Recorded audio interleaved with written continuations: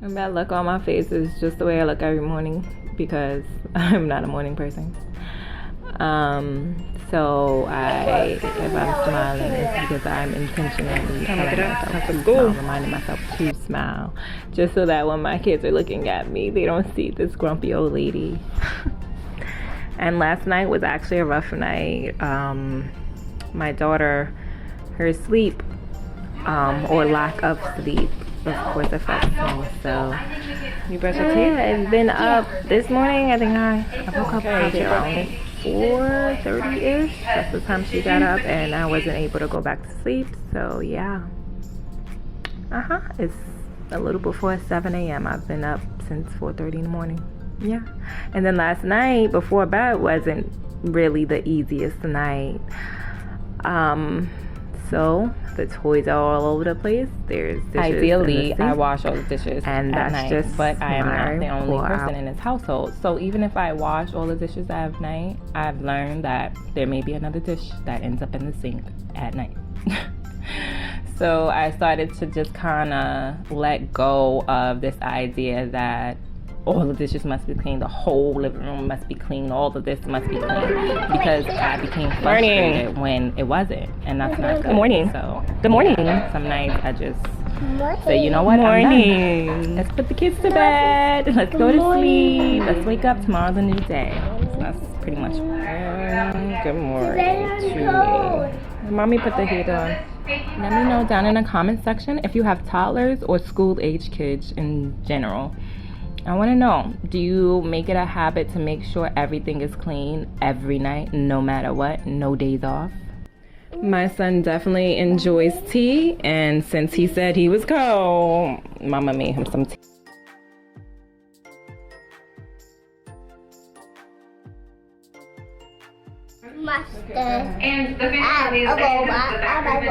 Apparently, I gave birth to not one, but two robots. Watching this right here just reminds me of my kids' innocence. And as far as the morning goes, they're pretty much fine waking up in the morning. I know that was my concern, him starting school, but he does well.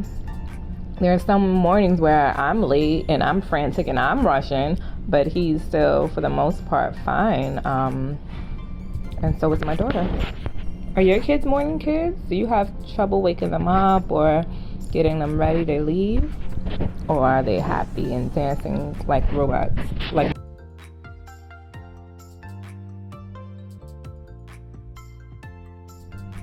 At this point, we were definitely supposed to be out the door, buckled in the car seats, and already driving down the road. But then I just thought, like, God, you got us, right? You got us. Oh, we gonna be good.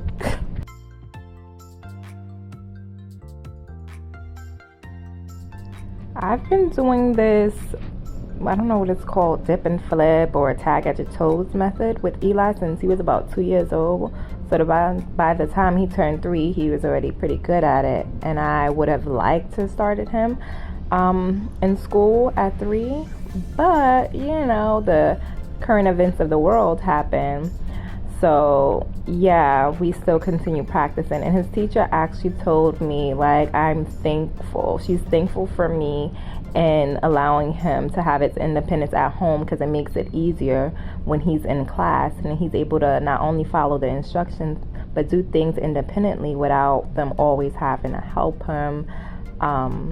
You know, as far as putting on shoes, he doesn't take off his shoes, but his sweaters and jackets, his mask, like, you know. So that made me happy. So my son actually, his school had parent-teacher conference, but because his teacher is out on medical leave right now, I didn't get to have that. So, you know, I asked the teacher aide how he was doing in class, and she told me, but she also mentioned the fact that he is independent and has shown her, you know, what he's capable of. So even if he needs assistance in other areas, there's certain things that she knows that he is great at. So that makes me feel good as a mom. I know that makes my son feels good and builds his confidence. And then it's a win-win for the teacher as well, for the teacher. I actually am very much interested in the Montessori method. I'm horrible at explanations, so if you want to know more about that, you can, look up some information on it, Google, YouTube, wherever you feel is your best source. But yeah, that's definitely the approach that I've been taking with 45 seconds. It's really helped. Oh, sometimes tight. I'll see you later, okay? Hi. Okay, love you. Okay. Say good morning. All right, we go home now. Bye. See you later. Later.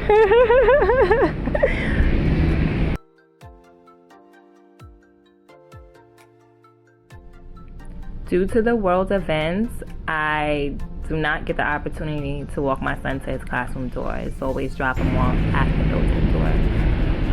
Which is fine, I guess. Happy baby. No, I'm not okay with it. But that's just the world we live in right now. And I'm so jealous of those moms that get to or have gotten to walk their kids to their classroom door. Especially being that this is his first time. Let's put your seatbelt on, okay? My little grandpa, he's lived this world already. I'm certain of it. Like, he is just like happy baby with my daughter. Because 90% of the time, she's throwing a tantrum. As soon as we drop off her brother, there she goes. Either she wanted to be with him, or maybe she wanted to walk across the street instead of me carrying her, or maybe she just didn't want to get in a car, or maybe she just felt like it. I looked at her. So